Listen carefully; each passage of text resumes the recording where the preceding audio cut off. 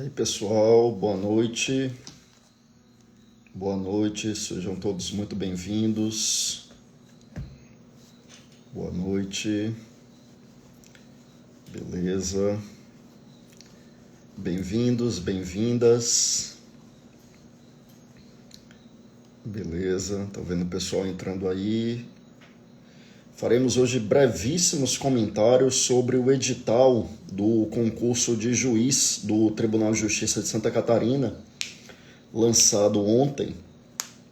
Edital bastante esperado, número razoável de vagas, né? 30 vagas, e vamos fazer aqui alguns breves comentários e também, evidentemente, fazer aqui algumas breves orientações em relação à preparação.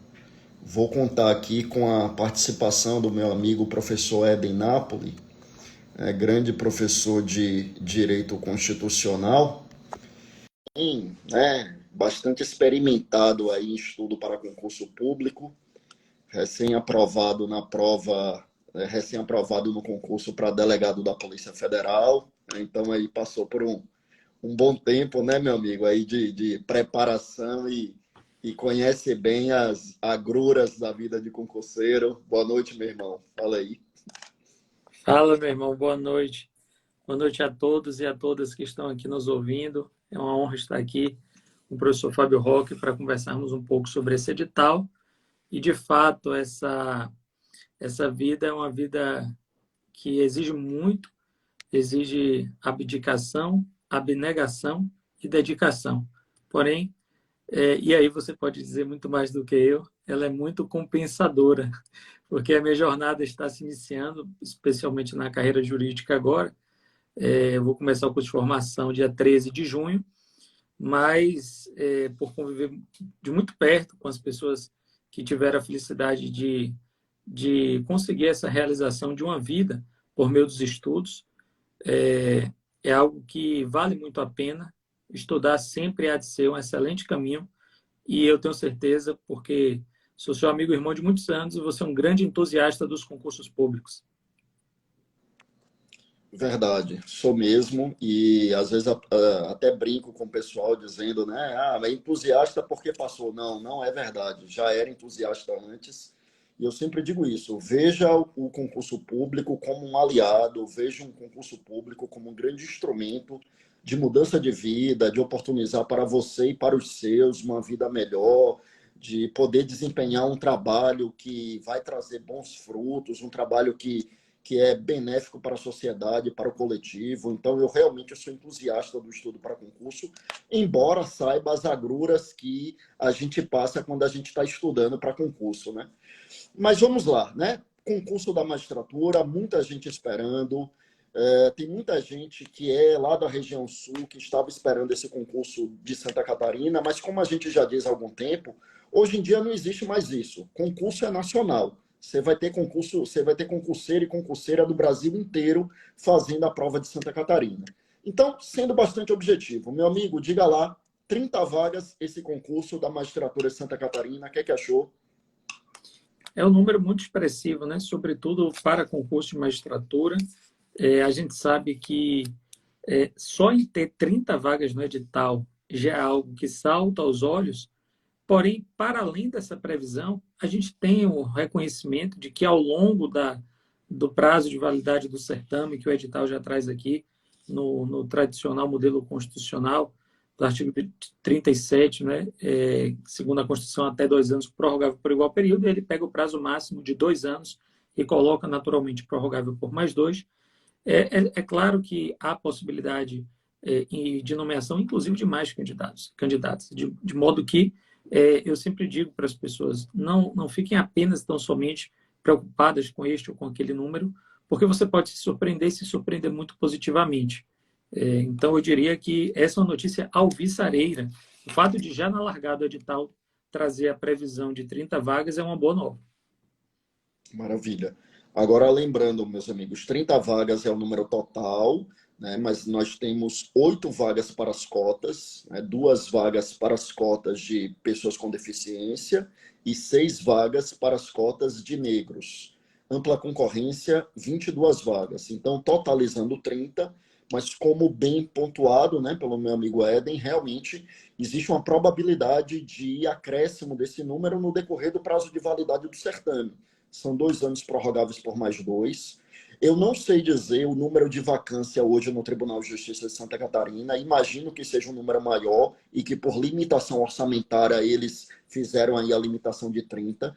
Mas eu posso dizer o seguinte, ainda que o número total seja de 30, vão ser chamadas mais pessoas, porque pode ter certeza do seguinte, dentre os 30 aprovados, haverá pessoas que serão aprovadas em outros tribunais e vão optar por outros tribunais, seja porque preferem a estrutura de trabalho, seja porque estão mais próximas de casa, e vocês vão perceber que os nomes de aprovados nas listas acabam se repetindo.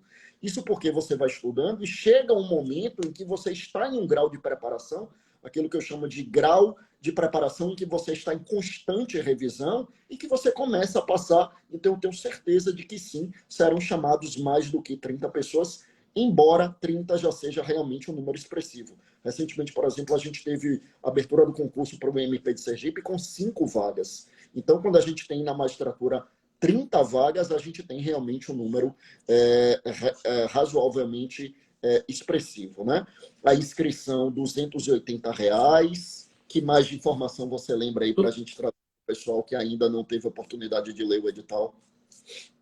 Bacana, 288, né, reais, especificamente. Então, nós temos aí 288 de inscrição, valor do subsídio de 28.883,98. As inscrições aí que vão do período de 16 de maio, né? Lembrando que nós estamos aí no dia 11 de maio, então daqui a 5 dias você vai ter aí 16 de maio até 27 de junho. E a prova objetiva para mais de 3 meses, né? Porque está 21 de agosto, a gente ainda não está nem 21 de maio. Quando chegar em 21 de maio, vai ter 21 de junho, 21 de julho e 21 de agosto, né? Portanto, hoje, mais de 3 meses. Então, você tem aí aproximadamente 100 dias, eu diria, aí, para essa primeira fase. É um tempo que a gente sempre bate nessa tecla da honestidade, da transparência e da sinceridade com o aluno. A gente tem que jogar o jogo da sinceridade. Os alunos muitas vezes nos perguntam, né, Fábio? Professor, eu estou começando a estudar agora. Será que dá? E aí a gente tem que ser sincero, não tem milagre. Seria muito leviano da nossa parte, para não dizer irresponsável, se chegássemos aqui para falar, olha, dê o seu máximo, pedindo para que a pessoa fizesse um esforço sobre-humano, ou então compre isso, compre aquilo, quando na verdade, se de algum modo as pessoas elas depositam a credibilidade no trabalho de quem leva com seriedade o concurso público, é justamente pelo fato de falarmos a verdade com frases abertas, diretas e sem rodeios. Então, esse é um rodeio, por exemplo, ao qual eu não adiro. Dizer que a pessoa fazendo um esforço sobre-humano, ela vai conseguir um resultado mágico, porque concurso não é mágica. Então, assim, se você está começando agora, sair da faculdade agora, ainda não passei no AB, não tem os 3 anos, você pode até fazer como experiência, né? Eu vejo sempre você falando dessa tecla, Fábio, que ir lá fazer, se é algo que é perto de você, ou se é uma coisa que o custo não vai pesar eventualmente na sua realidade, tudo bem. Agora, você tem uma expectativa de aprovação, com certeza. As pessoas que protagonizam a lista dos aprovados nesses concursos, que certamente são os mais difíceis do país, não são pessoas que estão engatinhando, não são pessoas neófitas nessa preparação, são pessoas que já vêm acumulando algumas reprovações, porque ordinariamente é assim que ocorre, e pelo fato de já terem perdido, e eu perdi várias vezes também, pelo fato de ter batido na trave algumas vezes, e eu bati na trave, eu posso dizer, o último concurso antes da minha aprovação, promotor de justiça do Ceará, eu perdi por uma questão, já estava estudando para a segunda fase, sorvi o cálice amargo da derrota de uma maneira muito dura, foi um golpe que você, pela amizade que nos une, acompanhou de perto, foram lágrimas que efetivamente rolaram, e não em sentido figurado, em sentido real mesmo, mas faz parte. Então, assim, sem criar uma ilusão de um mundo que não existe, uma fantasia que não existe. Pelo contrário, a realidade mostra-se dura, que exige muita preparação, exige muita caminhada, mas que ela é possível. Ela é possível, é compensadora. Então, eu diria que essa é a ideia inicial. O que você acha, Fábio? Perfeito, perfeito. Adiro totalmente, e é isso mesmo, né? Esse tipo de pergunta é realmente muito comum e é realmente de quem está começando, né? Então, não estou estudando nada. E, assim, por mais que você tenha uma boa base, sabe? Fez uma boa faculdade, tem uma ótima base. Mas eu estou há 2, 3 anos sem pegar no livro e eu quero começar agora. Tenho condições? Nenhuma. Nenhuma. Eu não estou dizendo para você não fazer. Eu estou dizendo para você fazer ciente de que ainda não é o seu concurso. Você pode fazer para experimentar, para ter a experiência, para saber como é. Se não for muito custoso para você, então mora em Florianópolis, né? Então o custo é bem menor do que, por exemplo, se deslocar até lá. Mas realmente ainda não é o seu concurso. O estudo exige um tempo de maturação. E também tem isso. Não adianta você dizer, mas eu vou estudar X horas por dia. Não adianta. O estudo demanda um tempo de maturação. Então, assim, se você está começando a estudar, comece a acompanhar, comece a estudar, pegue o programa. Se quiser fazer por experiência, faça. E se você ouviu falar que alguém passou na magistratura com 3 meses de estudo, não é verdade, é mentira. E se conta muita história nesse nosso mercado, nessa nossa área de concurso público, não é verdade. Você vai ter um estudo com tempo de maturação.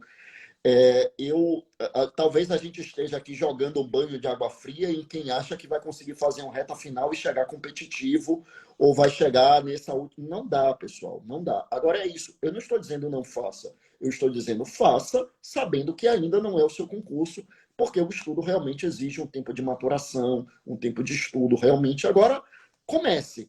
Porque também o erro é a pessoa dizer, não dá para mim agora, então não vou estudar. Não, você vai estudar. Você começa a estudar e se habilita para fazer o próximo, né? Agora, Eu guardo muito cuidado com essa fala das pessoas, né? As pessoas falam, Ed, eu me identifico com a sua mensagem porque você não fala qualquer coisa a qualquer custo. Então, isso que você falou é da maior relevância, o tempo de maturação. Eu, depois de apanhar muito, e você acompanhou de perto também, que eu tentava virar madrugadas, achando que virar madrugadas sem base iria entregar uma base que eu não tinha. E depois de muito apanhar, eu percebi que metafórica e alegoricamente é como você pegar a melhor semente que pode existir na botânica, jogar no terreno mais adubado que pode existir nos solos mais milagrosos do mundo, não vai nascer uma árvore no outro dia. Não tem como colocar uma semente, por mais qualificada que ela seja, inclusive do ponto de vista laboratorial, genético, e num solo muito fértil, você não vai colocar hoje e amanhã vai ter uma árvore. Então, a natureza nos ensina isso. A natureza das coisas, ela exige um tempo, né? Já dizia Eclesiastes, tudo tem seu tempo determinado e há tempo para todo propósito debaixo do céu. Agora, é claro, isso não se confunde com aquelas pessoas que têm base, que já estão efetivamente pontuando muito bem e apenas têm um problema de autoestima. Como, por exemplo, um colega nosso da Bahia, que, assim como você, foi aprovado em primeiro lugar no concurso para procurador da República, que é João Lordelo. Eu nunca me esqueço de uma fala de Lordelo, que diz assim, eu fui fazer a primeira fase do MPF, que no final eu passei em primeiro lugar, eu fui fazer desacreditado, empurrado por um amigo, porque eu achava que eu não tinha condições. Aí não, aí já é uma outra coisa. Ele estava colocando a prova num pedestal muito mais alto do que aquilo que ela era. Tanto que ele foi lá, fez e passou em primeiro lugar. Para quem não sabe, Fábio foi o primeiro baiano da história da República a ser em primeiro lugar no Ministério Público Federal. E João Lordelo foi o segundo baiano da história da República a ser em primeiro lugar. No último concurso da MPF, tivemos um terceiro baiano que nas notas ficou em primeiro, porém nos títulos ficou em segundo, que é Gabriel Dalla, que é motivo de muita honra, mas a gente sempre costuma dizer que ninguém consegue colocar isso como meta de vida e realizar. Isso é uma consequência do destino, porque não é algo tangível. Eu vou garantidamente fazer isso e não importa a posição. O importante é entrar, né, Fabão? perfeito, perfeito. E aí você fez uma ressalva muito importante, meu amigo Éden, porque quando a gente dizia não é para você agora e tal, a gente estava se referindo realmente à pessoa que não está estudando, que está começando agora e que realmente tem um tempo de maturação do estudo. Agora você pontuou uma coisa muito importante. Às vezes a pessoa está estudando e ela não está com autoestima lá em cima, às vezes até porque veio de algumas reprovações e acha que não está preparado. Não. Se você já vem estudando, você já vem fazendo prova, vá fazer a prova, né? Vá, aproveita essa reta final, se dedica, vá fazer a prova. E aí, eu nem conhecia essa história de Lordelo, que ele foi porque foi impulsionado por um amigo, mas eu costumo dizer o seguinte: toda a véspera de prova, eu ia fazer com a sensação de que não sabia nada. E é até compreensível, porque como o programa é muito extenso e sempre existem inúmeras possibilidades de cobrança, por mais que você estude, você tem um quê de insegurança. Então, se a questão daqueles que nos ouvem é essa, ou seja, você está preparado, você está estudando, mas você tem uma sensação de que não estudou o suficiente, vá fazer a prova, porque todos os seus concorrentes estarão com essa sensação também, ou pelo menos boa parte deles. E se você vem estudando, vá fazer a prova, né? Vá fazer a prova, porque às vezes é isso mesmo. Você acha que não está preparado e chega e passa no número de vagas e por aí afora. Mas vamos lá. Quantos vão para a segunda fase? Recorda? Sim, o edital ele traz aquela previsão que já é clássica, né? A gente já consegue até antever, de um modo geral, nos concursos da magistratura, que se houver até 1.500 inscritos, irão 200. Porém, se houver mais de 1.500 inscritos, irão, isso na ampla concorrência, naturalmente, irão 300 pessoas. E quando se fala 300, lê-se naturalmente todos empatados com o último colocado dessa cláusula. Entretanto, para as cotas, nós temos a aplicação já no edital dessa decisão recente, de que todos aqueles que fizerem 60% da prova, né, eles estarão na segunda fase. Então, como é um concurso grande, a gente, pelo histórico, pelos precedentes, concurso da magistratura, com esse número de vagas em um estado tão convidativo, sempre passa de 1.500 inscritos e, consequentemente, na ampla concorrência, mais de 300 pessoas. Perfeito. Então, para a segunda fase, 300 pessoas mais os empates na última classificação. E para cotas, né, a decisão recente do do CNJ, o CNJ proferiu uma decisão importante aí em relação às cotas para negros, com duas diretrizes importantes, né? A obrigatoriedade da comissão de heteroidentificação, então não basta a autodeclaração, é necessário que a pessoa passe por uma comissão de heteroidentificação. E o segundo ponto, que não há cláusula de barreiras para o cotista, para quem concorre às cotas de negros. Então, fazendo a pontuação mínima, vai para a segunda fase. A pontuação mínima é de 60 pontos, e aí, fazendo essa pontuação, iria para a segunda fase. Tá? Bom, e aí, na segunda fase, a gente tem 3 dias de prova seguidos, não é isso, Eden? Deixa eu confirmar aqui. 6, 7 e 8 de novembro. 6 a parte discursiva, 7 sentença civil e 8 sentença penal. O que você vai ter aí de agosto, não é? Setembro, outubro, novembro. Pouco mais de 2 meses aí, 2 meses e meio, mais ou menos, entre a primeira fase e outra. Antes de você falar da conciliação do estudo da objetiva com subjetiva, da possibilidade de aprimorar o estudo nesse interregno, eu queria aproveitar o ensejo oportuno da pergunta de uma colega que já fez há algum tempo, já subiu aí nos comentários, mas que eu acho que tem tudo a ver com a sua experiência, Fabão. Ela pergunta sobre a possibilidade de conciliação de um concurso que eventualmente ela já vem estudando para a área federal e de fazer o concurso da área estadual.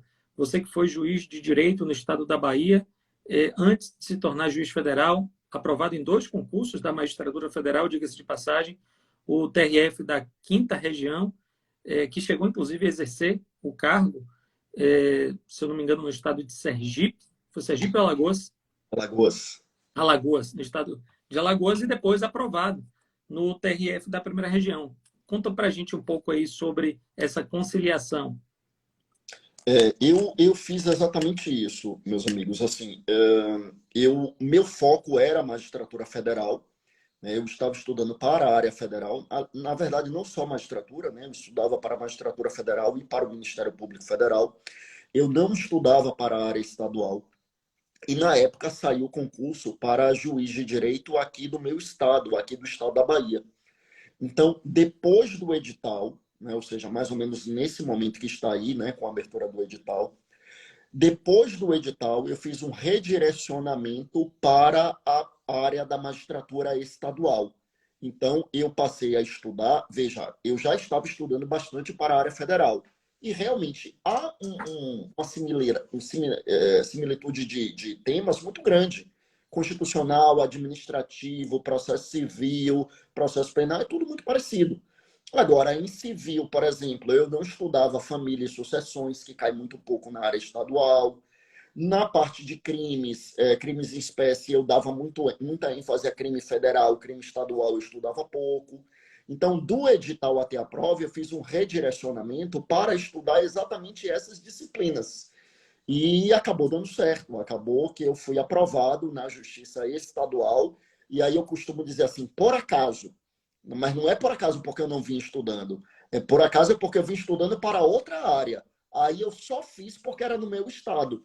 E aí eu fiz um redirecionamento e acabou dando certo. Então, assim, para quem vem estudando para a área federal e o estudo já está maduro, né? Você já vem estudando e tal, se você fizer um redirecionamento, eu creio que, né, assim, redirecionamento nessa reta final aí, eu creio que tem grandes chances de ser aprovado. Pelo menos foi a minha experiência e não fui o único, não. Lembro de colegas que foram aprovados comigo na época que também estavam estudando para a área federal, tanto que, né, colegas que continuaram estudando e ingressaram na Justiça Federal comigo também.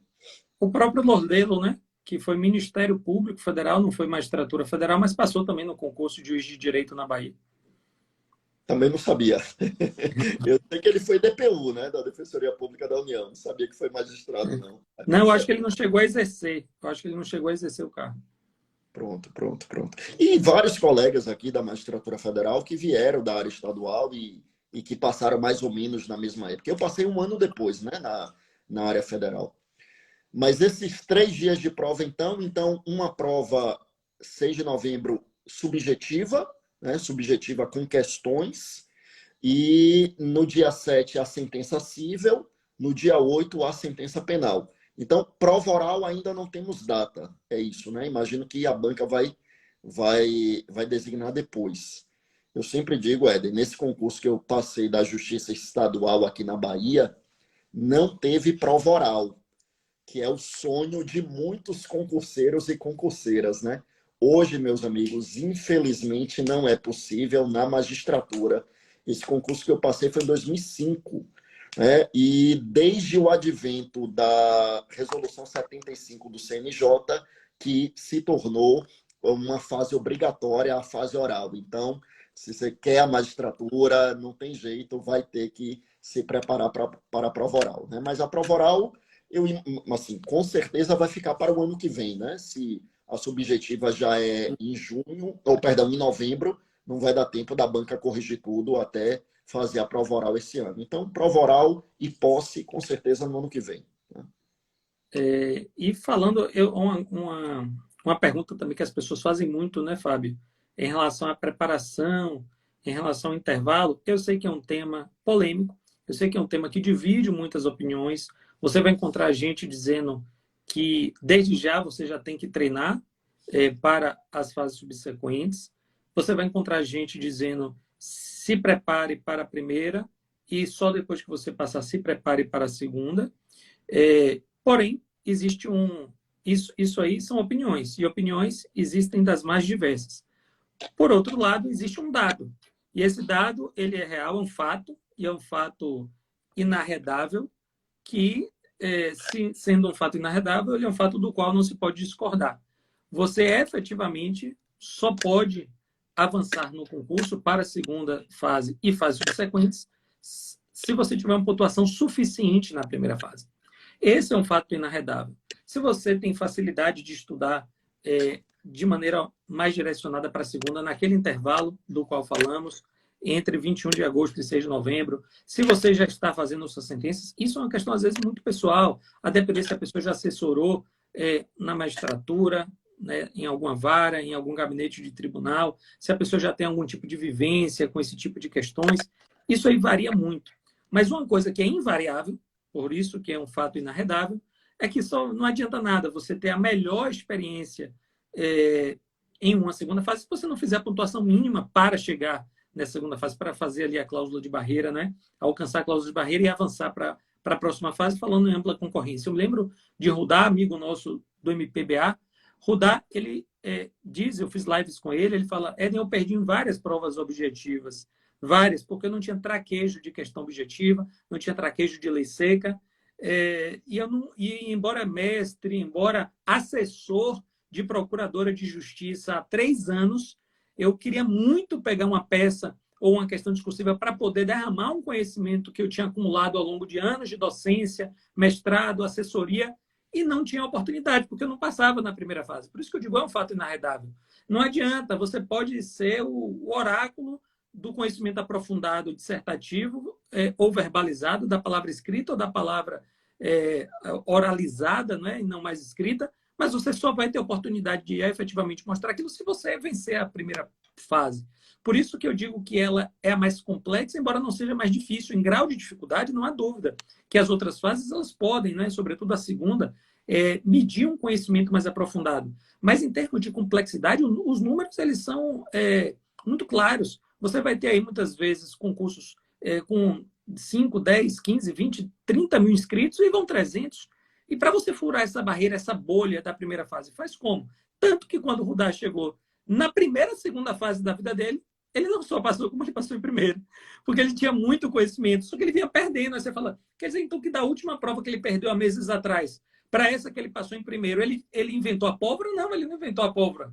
Ele já tinha um conhecimento acumulado que permitiria certamente uma boa pontuação, até naquele concurso que ele perdeu, numa fase discursiva e oral. Só que ele não conseguia avançar para aquela fase. Então, o que eu gosto de dizer para as pessoas? Deixando de lado as discussões que dividem opiniões sobre a estratégia que você vai adotar, se antes ou depois, eu acho que uma coisa é certa. Você só vai ter a sua prova corrigida, ou fazer a prova, no caso aqui, que são dias diferentes, se você fizer a pontuação mínima. E qual é a maior estratégia para a primeira fase? É você focar naquilo que mais cai. 3 são as fontes de cobrança: doutrina, lei seca e jurisprudência. Dá para negligenciar totalmente um? Não dá. Se disséssemos isso, estaríamos mentindo. Sem lei seca, você passa, não passa. Sem jurisprudência, você passa, não passa. Sem doutrina, você passa, não passa. Temos que ser verdadeiros. Por outro lado, há uma predominância em algumas dessas 3 fontes de cobrança. Há uma predominância na lei seca, de modo que, se você conseguir chegar com essa fonte de cobrança afiada, você pode ter um diferencial. O que você acha? Concordo totalmente.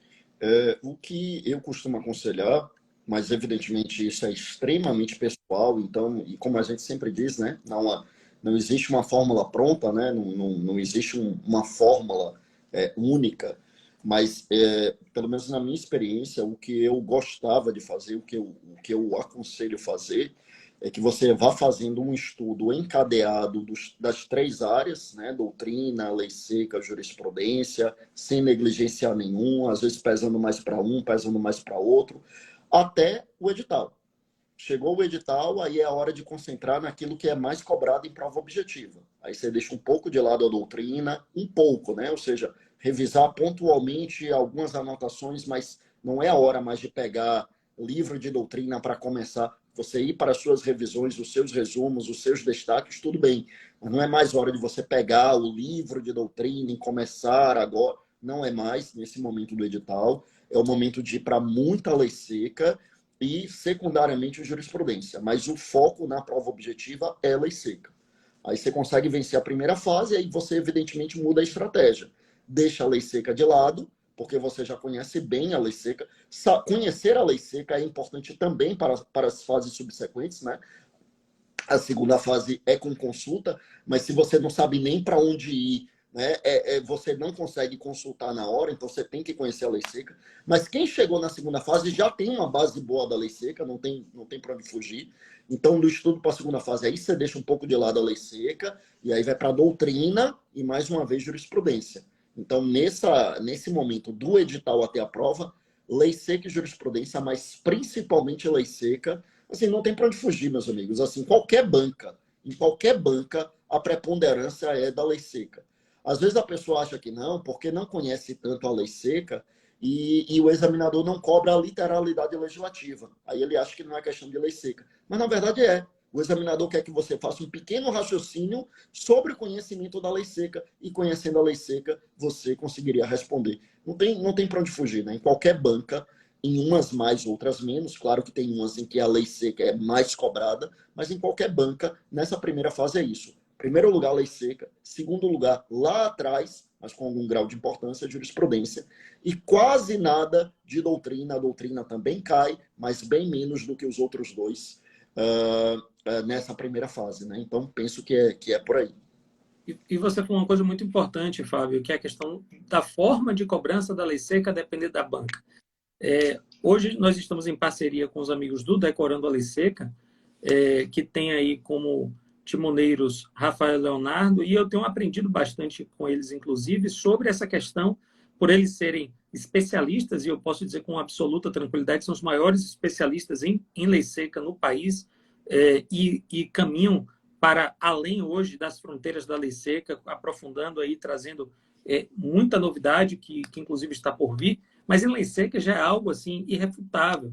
E eles têm tanta experiência nas conversas que tenho tido com eles, eles falam, olha, quando você pega uma bateria de provas da FCC, você vê uma cobrança um pouco mais literal da IBFC, por exemplo, que é a banca da Polícia Civil da Bahia. E aí você vai para o CESP, você já vê aquele rearranjo linguístico que, ao fim e ao cabo, cobra o conteúdo da lei seca sem cobrar ipsis literis. Por outro lado, quando você vai para a FGV, Fundação Getúlio Vargas, que é a banca específica do TJ de Santa Catarina, o que você tem? Você tem, é só lembrar das provas da OAB, guardadas as devidas proporções, mas você tem, num estilo predominante da banca Fundação Getúlio Vargas, casos concretos, ele narra situações fáticas da vida, a partir das quais o deslinde daquela situação concreta que ele idealizou, ele só é possível com o conhecimento da lei seca. Então ele fala, João Abílio, morador de não sei das quantas, tal, se envolveu em uma empreitada criminosa com fulano de tal, a polícia chegou e tal, tal. Diante dessa situação, seria possível tal coisa? Ou seja, ele faz uma pergunta à luz de um caso concreto, de um fato da vida. Mas você só consegue efetivamente saber a resposta daquele caso da vida, que é como se fosse a chave daquele cadeado do caso concreto, se você tiver o conhecimento da lei seca. Então, esse é o estilo de cobrança da FGV, e por isso que para nós é uma alegria muito grande estar em parceria, por isso que aceitamos esse convite para coordenar no projeto Decorando Lei Seca, que são parceiros, porque de fato conhecemos a seriedade desse trabalho. Eu posso dizer, inclusive, como alguém que utilizou na preparação, como um curso recente, não foi da época que alcançou a preparação de Fábio, mas recentemente eu usei a plataforma, inclusive o vade-mecum de questões, em que você tem ali uma ordem lógica e cronológica dos dispositivos, porém, no lugar dos artigos propriamente ditos, você tem questões de concursos reais que foram cobradas. Então, você abre lá o vade-mecum de questões no Decorando a Lei Seca, onde você tem artigo 1º do Código Penal, que reproduz o artigo, reflete o artigo 5º, inciso 39 da Constituição. Não há crime sem lei anterior que o defina, não há pena sem prévia combinação legal, é o nullum crime, nulla pena sine lege. E ele coloca ali 3, 4 questões, na literalidade, que caíram em prova, questões reais de concurso, e algumas vão estar certas, outras vão estar erradas. Você fala, mas como assim ser um vade-mecum? Só foi um vade-mecum de questões. Por quê? Porque no concurso tal, ele trocou, ele colocou, não há crime sem lei ou decreto anterior que eu defino. Aí você, opa, decreto não pode tipificar crime. Então, você tem que ter o feeling. A leitura da lei seca, ela se torna muito menos cansativa e muito mais prazerosa a partir do momento em que você consegue mesclar um casamento perfeito entre a lei seca e as questões, porque são 2 pilares da primeira fase. E aí você consegue evoluir. Fábio foi testemunha de que eu usava e abusava do vade-mecum de questões, quando sequer conhecia o pessoal do Decorando Lei Seca, Fábio, poxa, mas que plataforma é essa? Eu falei, não sei. Eu sei que eu descobri aqui e eu já fiz mais de 12 mil questões. Meu percentual de acerto na plataforma está em 92%. Eu já estou no ranking, porque eu gostava de protagonizar com ranking. Não colocava nem o nickname, colocava o meu nome mesmo. E, coincidentemente, foi o percentual de acerto que eu tive no concurso de delegado federal, que foi 92%. A partir daí, fizemos aí uma apresentação coletiva e temos a felicidade hoje, né, Fábio, de coordenar esses concursos, concurso da magistratura, que você 2 vezes aprovado na magistratura federal, mas também aprovado, nomeado, empossado e entrou em exercício e exerceu de fato o cargo de juiz de direito, portanto conhece a realidade da magistratura estadual, e nós apresentamos esse reta final aí com os amigos do Decorando a Lei Seca, que para nós é motivo de muita alegria. Verdade, verdade. Para mim é uma honra imensa e para mim, essa plataforma, para mim, revoluciona o método de preparação para concurso, sobretudo nessa primeira fase. E a sua fala até já respondeu uma pergunta que apareceu aqui no chat, né? O que é que achava da elaboração de questões, né? E para essa primeira fase, absolutamente importante, né? E com esse trabalho a gente, né, tem lá, entre outras coisas, também esse vade-mecum de questões e que facilita muito o trabalho de desenvolvimento do estudo, né? É como o Eden falou, né? A lei seca, e sempre me perguntam, Eden, assim, qual a estratégia para estudar a lei seca, né? As pessoas acham que tem uma estratégia para tornar mais palatável o estudo, né? É ler e reler, e ler e reler. Mas o elaborar questões, ele facilita bastante a memorização, facilita bastante o aprendizado, a absorção, né? Aquela ideia do input e output. Então, você estuda, mas você tem que colocar em prática. Então, acredito que isso facilita bastante. Eu acho que vai nessa linha, Fábio, de sair da zona passiva de leitura e ficar ali um pouco no passivo, só lendo, lendo, lendo. Quando você se coloca em desafio num game, será que esse artigo está verdadeiro ou falso? Você tem uma postura proativa. E você, que tinha lido a lei seca antes, testa se você efetivamente compreendeu aquela lei seca, não é? Mas desculpa, eu lhe interrompi, você ia falando. Não, já pedindo aqui as considerações finais para a gente não abusar muito aqui do horário dos amigos que estão nos acompanhando. E a propósito, muito obrigado a todos aqueles que estão aqui nos acompanhando até essa hora, né? Uma quarta-feira à noite. Mas suas considerações aí para a gente caminhar para fechar, sem prejuízo de novas lives que a gente, da Claro. próxima, a gente anuncia com antecedência. Maravilha. Ó. As pessoas normalmente perguntam, professor, de que é composto esse reta final? Bom, nós temos aí uma plataforma incrível, que é esse Vademecum de Questões, que eu diria que é, assim, sem sombra de dúvidas, o grande diferencial, muito embora você tenha no reta final algo que vai diretamente ao encontro dessa plataforma, que é um cronograma de estudo, que você vai ter ali as leis específicas do seu edital, inclusive leis que são muito particulares daquele estado ou daquele tribunal. Claro, aquelas que de fato têm importância ali, peso na prova, elas também estão nesse cronograma. O cronograma, ele já traz os primeiros dias com os artigos que você deve ler, mas não só o número do artigo, ele já traz efetivamente a descrição ali, a literalidade dos dispositivos transcritos que você deve seguir a cada dia. Então, você tem um cronograma para lhe guiar. Professor, toma muitas horas do meu dia? Não. Aqui na plataforma você consegue identificar que ele demanda no mínimo 2 horas. 2 horas ali, ou no máximo 2 horas por dia, você consegue fazer a leitura daquilo que está no cronograma, sem prejuízo, naturalmente, de você explorar a plataforma para além desse período que eu mencionei. Mas você tem um cronograma de estudo da legislação, você tem artigos de leis e códigos destacados, porque já é cientificamente comprovado que os destaques eles aumentam a compreensão daquilo que está sendo lido. Você tem mais de 1.000 mapas mentais, e, naturalmente, a possibilidade de ter contato com aquilo que efetivamente tem a maior possibilidade de cobrança. Porque no Vademecum de Questões, quando você para pensar, não são questões aleatórias que foram colocadas no Vademecum de Questões. Às vezes você tem plataformas famosas de concursos por aí, de realização de questões, de concursos, mas que por elas concentrarem todas as questões sem um critério objetivo, todos misturados, você não consegue antever mais ou menos aquilo que é o que mais cai. Só que aqui não. No Vademecum de Questões, se uma questão foi pensada para ali ser inserida, é porque ela é da maior importância.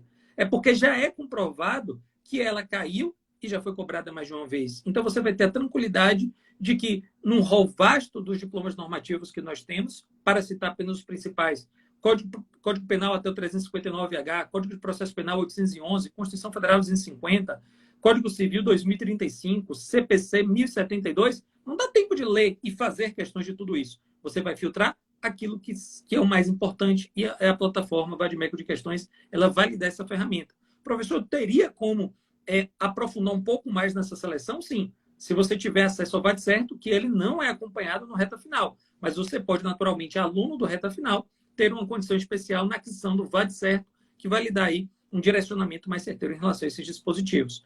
Então, eu agradeço a atenção de todos. Essa foi uma apresentação aqui do curso que já está disponível na plataforma, com valor especial de lançamento nesses primeiros dias, para as primeiras pessoas que adquirirem aí. O edital, ele sai agora e nós temos aí as próximas 48 horas um valor acessível. E qualquer dúvida, nós estamos à disposição, não é, Fábio? Maravilha, isso mesmo.